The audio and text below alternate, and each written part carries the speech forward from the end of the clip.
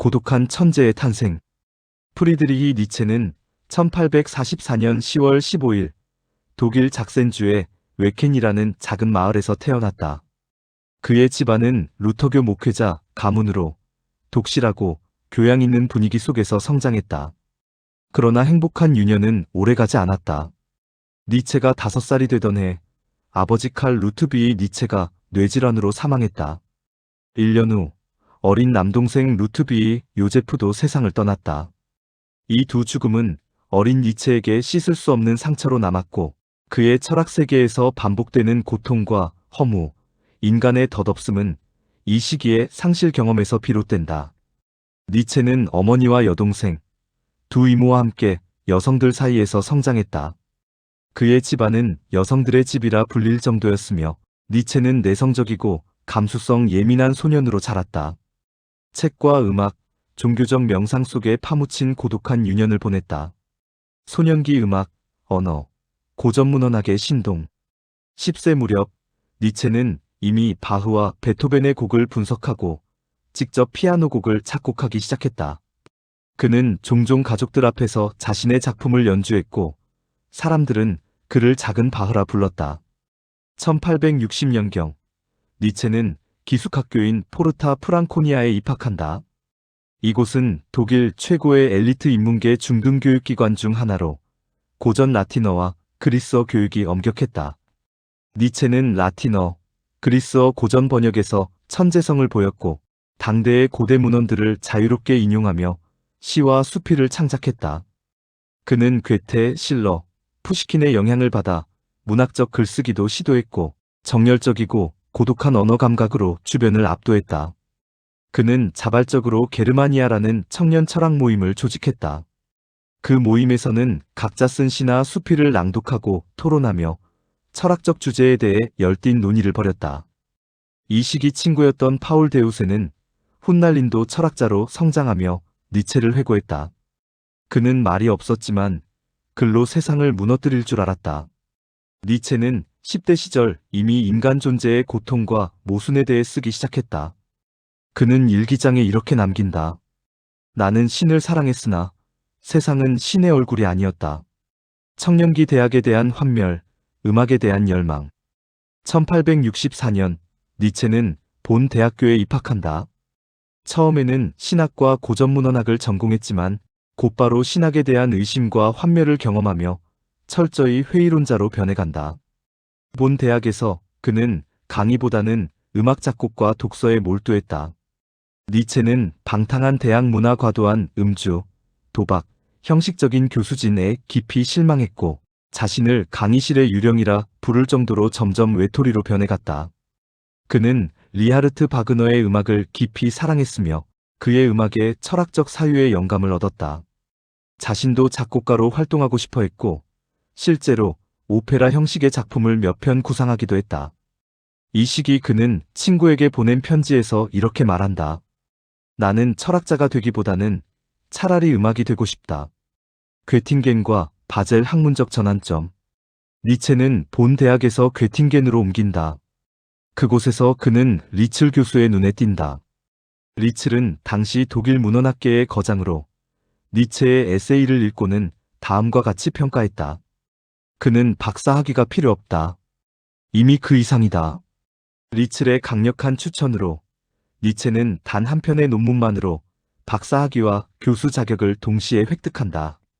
이것은 당시 학문 세계에서는 거의 불가능한 일이었으며 그는 독일 역사상 최연소 고전문헌학 교수가 된다. 이 모든 일이 니체가 24세가 되기도 전에 일어난 일이다. 이 시기에 니체는 철학자가 아닌 시인, 음악가, 문헌학자, 존재 탐구자였다.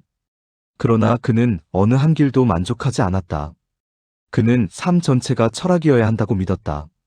그리고 그 철학은 정해진 형식이나 제도 안에서 발견되는 것이 아니라 고통과 격정, 몰락과 감정의 경계에서 나오는 것이라 여겼다. 이 모든 방황과 천재성, 그리고 단절이 그를 차라투스트라의 문장으로 이끈다. 그 전에 그는 단 한 번도 누구에게도 속하지 않았다. 니체는 25세, 바젤 대학의 정교수가 된다. 박사 학위 없이, 그것도 고작 20대 중반의 대학의 정교수로 임명된 이는 전례가 없었다. 이는 곧 니체가 천재였음을 의미했지만 그에게 그 자리는 영광이 아니라 예고된 고독의 시작이었다. 바젤 대학에서의 삶은 형식적이고 무기력한 일상이었다. 니체는 학생들의 눈치를 보며 강의안을 짜야 했고 문헌학계는 그의 독창적인 시각을 불경스럽다고 비난했다. 그는 점점 지쳐갔다. 그에게 학문이란 살아있는 사유가 아닌 죽은 지식을 외우는 일에 불과했다. 그러던 중 리하르트 바그너를 만난다. 바그너는 니체의 사유에 불을 붙인 존재였다.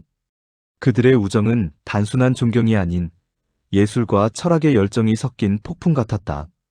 니체는 바그너의 음악에서 인간의 원초적 본능과 디오니소스적 에너지를 보았다. 그 에너지는 그를 철학의 길로 이끌었다. 그리고 그는 썼다. 비극의 탄생. 그리스 비극의 본질을 해석하며 고전 문헌학의 경계를 넘은 이 책은 학계에 충격을 안겼다. 찬사도 있었지만 대부분은 조롱이었다. 그는 스승들로부터도 외면당했다. 그날 이후 그는 교수 니체가 아닌 철학자 니체가 되었다. 그러나 그의 몸은 점점 무너져갔다. 두통, 구토, 시력저하. 그는 강단에서 실신하기도 했다. 끝내 그는 교수직을 내려놓는다. 그리고는 홀로 유럽을 떠돌기 시작했다. 니체는 떠돌았다. 스위스의 고지대, 이탈리아의 해안 도시, 프랑스의 작은 마을. 그는 정처 없이 유랑하며 숙소마다 원고를 펼쳐놓았다. 그는 자신을 유럽을 방황하는 병든 철학자라 불렀다. 그러나 그 병든 육체 안에서 살아있는 사유가 태어났다. 이 시기 그는 차라투스트라는 이렇게 말했다를 쓴다. 철학과 문학, 시와 신화가 결합된 이 책은 그의 정신 그 자체였다. 그 누구도 이 책을 이해하지 못했다. 그러나 그는 썼다. 신은 죽었다고. 인간은 아직 극복되지 않았다고. 초인은 도래해야 한다고. 그는 또한 선악의 저편, 도덕의 계보, 우상의 황혼 등 방대한 저작을 쏟아낸다. 그 어떤 출판사도 이 책들을 반기지 않았다. 그는 인쇄비를 자비로 지불했고 책은 몇 부 팔리지도 않았다. 그러나 그는 집요하게 사유했다. 이 세상이 틀렸다는 직감을 따라.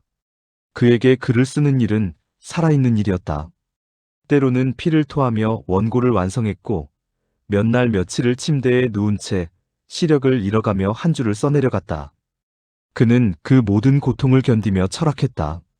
1889년 1월 이탈리아 토리노 거리 한복판에서 니체는 쓰러진다.